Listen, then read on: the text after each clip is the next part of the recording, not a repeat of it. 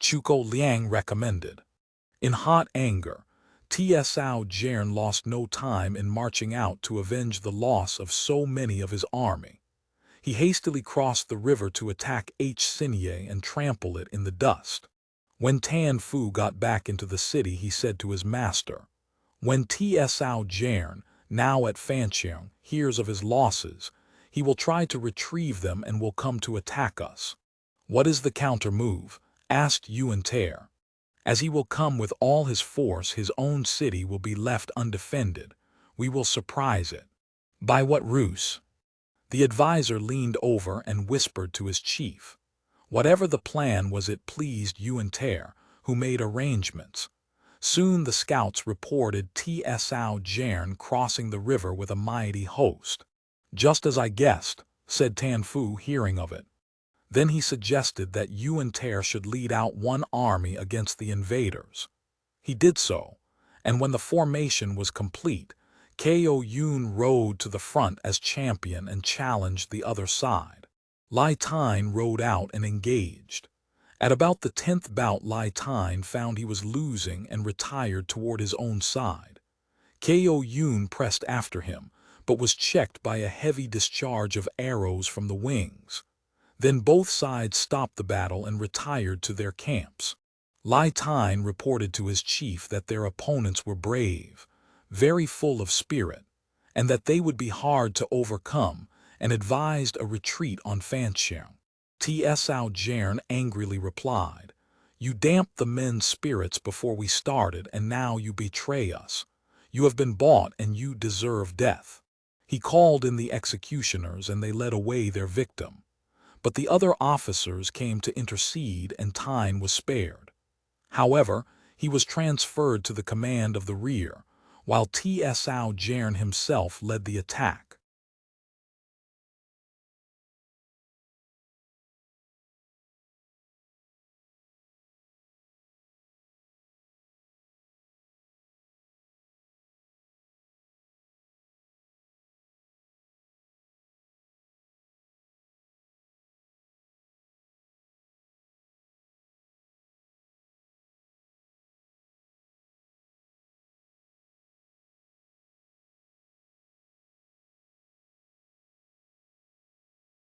Next day the drums beat an advance, and aloud, having drawn up his men, sent a messenger over to ask if his opponent recognized his plan of array.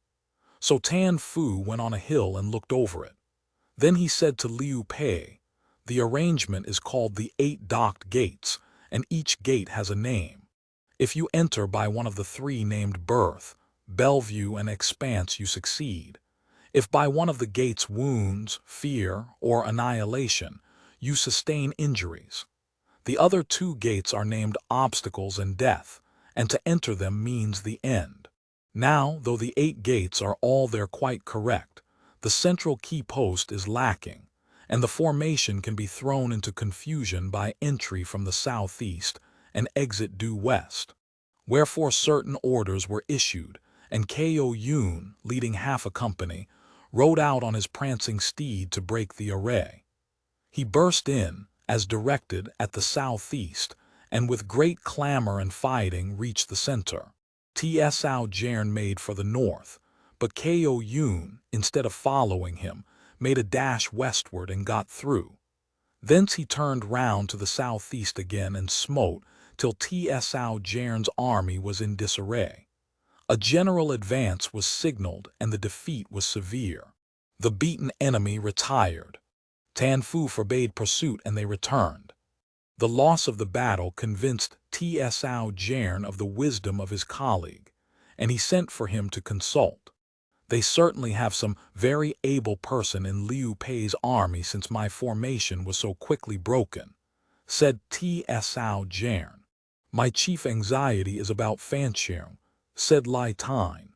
"I will raid their camp this night," said Jern. "If I succeed, we will decide upon what should be done next. If I fail, we will return to FanchʻÉng. The camp will be well prepared against such a thing, and you will fail," said Lai. "How can you expect to fight successfully when you are so full of doubts?" said Jern angrily. He held no more converse with his cautious colleague, but himself took command of the van and set out. Tyne was relegated to the rear. The attack on the enemy's camp was fixed for the second watch. Now as Tan Fu was discussing plans with his chief, a whirlwind went by, which Fu said foretold a raid on the camp. "How shall we meet it?" said Yuan Ter. "The plans are quite ready," was the reply. He whispered them to the chief. So at the second watch, when the enemy arrived, they saw fires on all sides, the stockades and huts burning. Tsao Jern understood at once that all hope of a surprise was vain, and he turned to get away as quickly as possible. This was the signal for Ko Yun to fall on, and that cut his return road. He hastened north toward the river and reached the bank, but while waiting for boats to cross the stream, up came Chang Fei and attacked. By dint of great efforts, and with the support of his colleague, he got into a boat, but most of the men were drowned in the stream. As soon as he got to the farther shore, he bolted for FanchʻÉng. He reached the wall and hailed the gate, but instead of a friendly welcome, he heard the rolling of drums, which was soon followed by the appearance of a body of men. Kuan Yu led them. "I took the city a long time ago," shouted Kuan Yu. This was a severe shock to Jern, who turned to flee. As soon as he faced about, Kuan Yu attacked and killed many of his men. The remnant hastened to Sucheng. On the road, the beaten general wondered who had advised his opponents with such success. While the defeated general had to find his way back to the capital, Yuan Ter had scored a great success. Afterwards, he marched to FanchʻÉng, where he was welcomed by the magistrate Liu Pai, himself a scion of the ruling family, who had been born in Changsha. He received Yuan Ter as a guest in his own house, and gave banquets and treated him exceedingly well.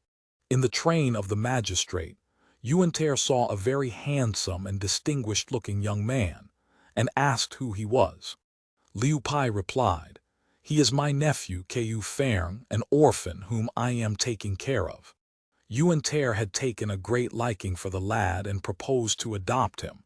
His guardian was willing, and so the adoption was arranged. The young man's name was changed to Liu Feng. When Yuan Ter left, he took his adopted son with him. He was then made to bow before Kuan Yu and Chang Fei as uncles. Kuan Yu was doubtful of the wisdom of adopting another son, saying, "You have a son. Why do you think it necessary to adopt another? It may cause confusion." "How? I shall treat him as a father should, and he will serve me as befits a son." Kuan Yu was displeased. Then Yuan Ter and Tan Fu began further discussions of strategy, and they decided to leave a guard in FanchʻÉng and to return to Sinye. In the meantime, Tsao's defeated generals had gone back. When they saw the minister, Tsao Jern threw himself on the ground weeping and acknowledging his faults.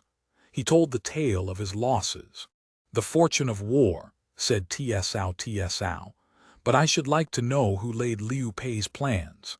"That was Tan Fu," said Jern. "Who is he?" asked Tsao. Chang Yu said, "The man is not Tan Fu. When young, this man was fond of fencing and used to take up the quarrels of other men and avenge their wrongs. Once, after killing his man, he let down his hair, mudded his face, and was trying to escape when a lictor caught him and questioned him. He would not reply, so they carted him through the streets beating a drum and asking if anyone recognized him. Nobody dared own to knowing him if they did so. However, his companions managed to release him secretly, and he ran away under some other name. Then he turned to study and wandered hither and thither wherever scholars were to be found. He was a regular disputant with Suma Hui. His real name is Su Shu Yuanshi, and he comes from Yingchu. Tan Fu is merely an assumed name." "How does he compare with yourself?" asked Tsao. 10 times cleverer."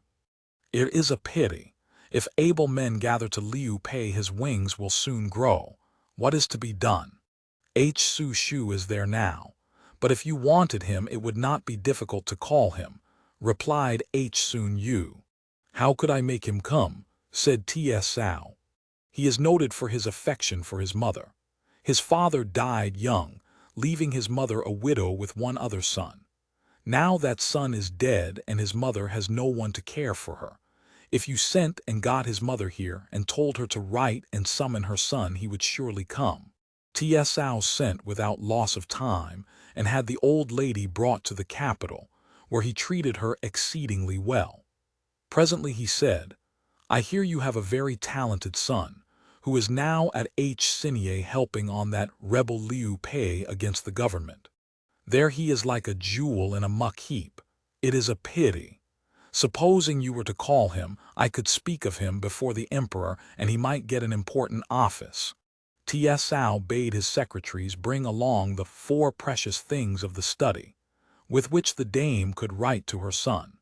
"What sort of a man is Liu Pei?" asked she. Tsao replied, "A common sort of person from Pi-kun, irresponsible enough to style himself imperial uncle, and so claiming some sort of connection with the Han's. He is neither trustworthy nor virtuous. People say he is a superior man as far as externals go, but a mean man by nature." The dame answered in a hard voice, "Why do you malign him so bitterly? Everyone knows he is a descendant of one of the Han princes and so related to the house. He has condescended to take a lowly office and is respectful to all men. He has a reputation for benevolence. Every one, young and old, cowherds and firewood cutters, all know him by name and know that he is the finest and noblest man in the world. If my son is in his service, then has he found a fitting master. You, under the name of a Han minister, are really nothing but a Han rebel. Contrary to all truth you tell me Yuan Ter is a rebel, whereby you try to induce me to make my son leave the light for darkness. Are you devoid of all sense of shame?" As she finished speaking, she picked up the inkstone to strike Tsao. This so enraged him that he forgot himself and the need for caution and bade the executioners lead off the old woman and put her to death. The advisor FanchʻÉng, however, stopped this act of folly by pointing out the effect it would have on his reputation and how it would enhance hers, beside adding a keen desire for revenge to the motives, which led Hsu to labor in the interest of Liu Pei. He closed his remarks saying, "You had better keep her here so that Hsu's body and his thoughts may be in different places. He cannot devote all his energies to helping our enemy while his mother is here. If you keep her, I think I can persuade the son to come and help you." So the outspoken old lady was saved. She was given quarters and cared for. Daily FanchʻÉng went to ask after her health, falsely claiming to being a sworn brother of her son's, and so entitled to serve her and treat her as a filial son would have done. He often sent her gifts and wrote letters to her so that she had to write in reply, and thereby he learned her handwriting so that he could forge a home letter. When he could do this without fear of detection, he wrote one and sent it by the hand of a trusty person to Hsinye.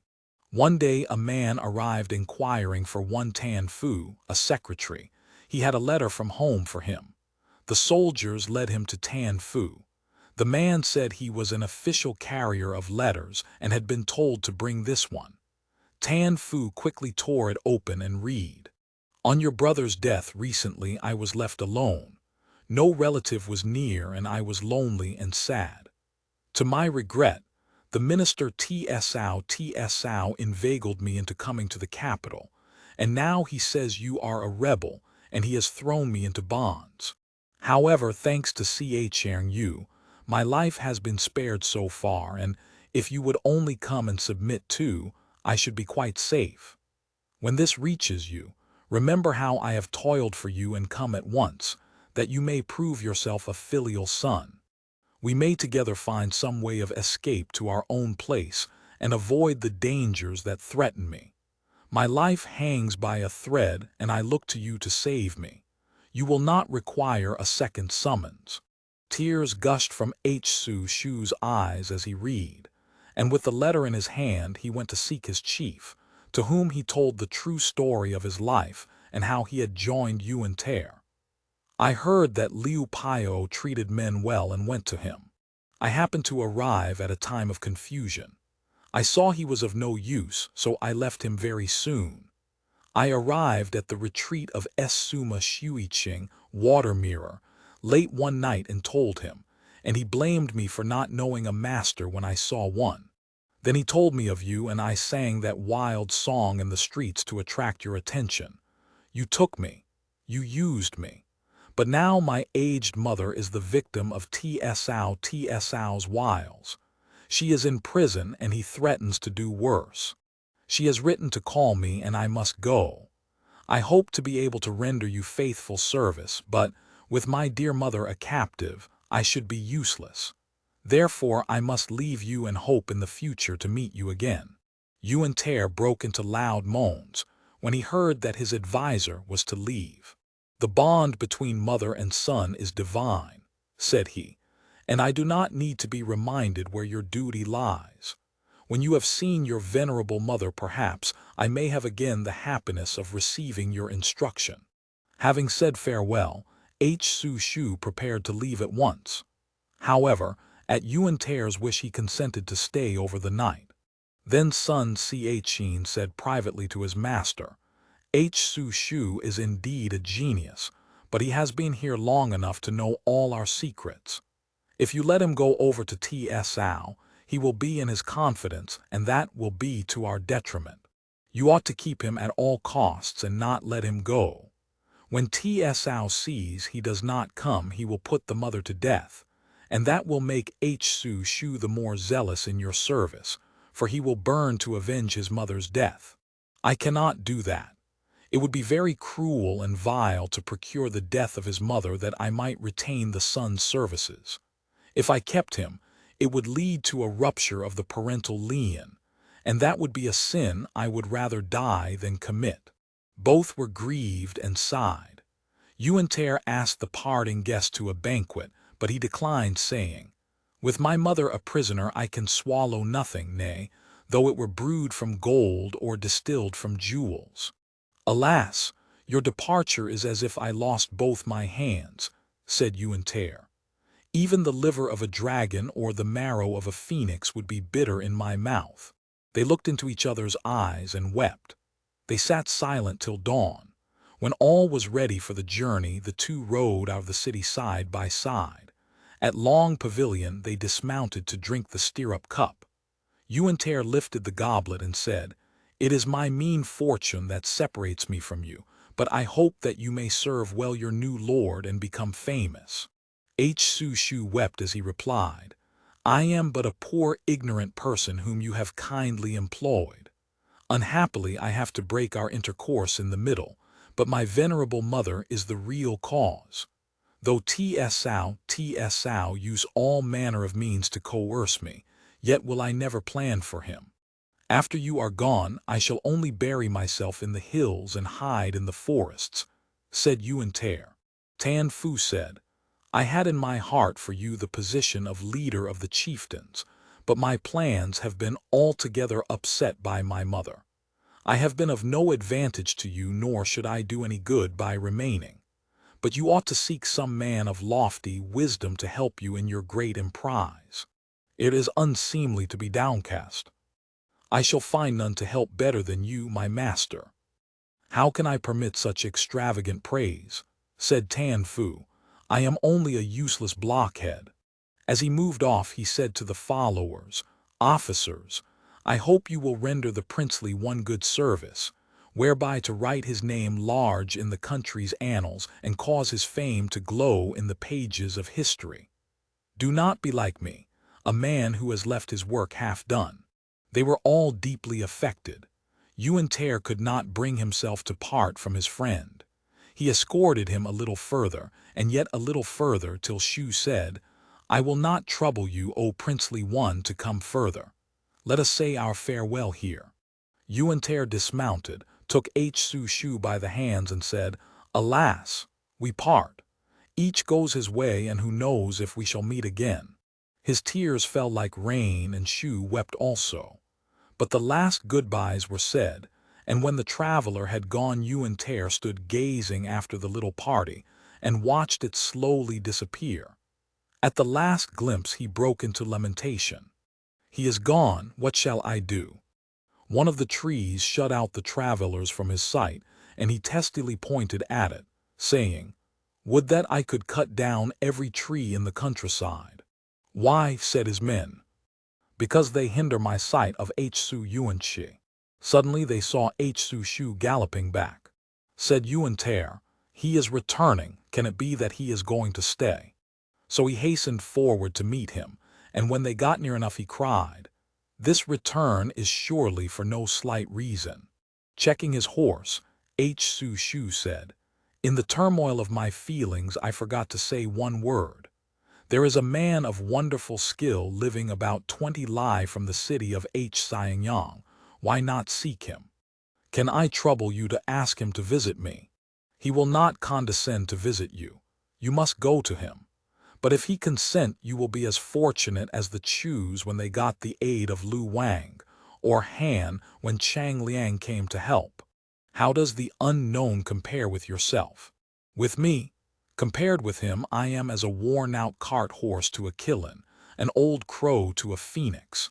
This man is of the same kidney as FanchʻÉng and Yo I, but, in my opinion, he is far their superior. He has the talent to measure the heavens and meet the earth. He is a man who overshadows every other in the world. I would know his name. He belongs to Yantu of Langya, and his name, a double name, is Chuko Liang. His minor name is Ming. He is of good family. His father was an official but died young, and the young fellow went with his uncle to Qingchu, the prefect of which was an old friend of his uncle's, and he became settled there. Then his uncle died, and he, with a younger brother, Chun, were farmers. They used to amuse themselves with the composition of songs in the old Father Liang style.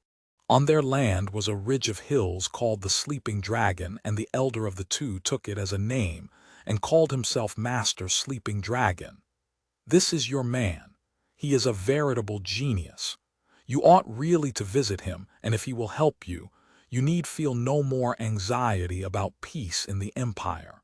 Water Mirror spoke that time of two men, Fu Lung and FanchʻÉng, and said if only one of them could be got to help me, all would be well. Surely he, whom you speak of, is one of them. FanchʻÉng, or Phoenix Fledging, is Piang, and Fu Lung, or Hidden Dragon, is Chuko Ming. Yuan-Ter jumped with delight. Now at last I know who the mysterious ones are. How I wish they were here. But for you I should have still been like a blind man, said he. Someone has celebrated in verse this interview, where Hsu Shu from horseback recommended Ming. Yuan-Ter heard that his able friend must leave him, with saddened heart, for each to the other had grown very dear. Both wept when it came to part. But the parting guest then mentioned a name that echoed both loud and deep, like a thunderclap in a springtime sky, and there wakened a dragon from sleep. Thus was the famous Ming recommended to the lord he was to serve, and Hsu Shu rode away. Now Yuan-Ter understood the speech of the hermit Suma Hui, and he woke as one from a drunken sleep. At the head of his officers, he retook the road to the city, and having prepared rich gifts set out with his brothers for Nanyang. Under the influence of his emotions at parting, Hsu Shu had mentioned the name, and betrayed the retreat of his friend. Now he thought of the possibility that Ming would be unwilling to play the part of helper in Yuan-Ter's scheme, so he determined to go to visit him. He therefore took his way to reposing Dragon Ridge and dismounted at the cottage. Asked why he had come, he replied, "I wish to serve Liu Pei of Hsianchu, but my mother has been imprisoned by Tsao, and has sent to call me. Therefore I have had to leave him. At the moment of parting I commended you to him. You may expect him speedily, and I hope, sir, You will not refuse your aid but will consent to use your great talents to help him. Ming showed annoyance and said, "And so you have made me the victim of your sacrifice." So saying, he shook out his sleeves and left the room. The guest shamefacedly retired, mounted his horse, and hastened on his way to the capital to see his mother. To help the lord he loved right well, he summoned the aid of another, when he took the distant homeward way at the call of a loving mother. What was the sequel will appear in the following chapters.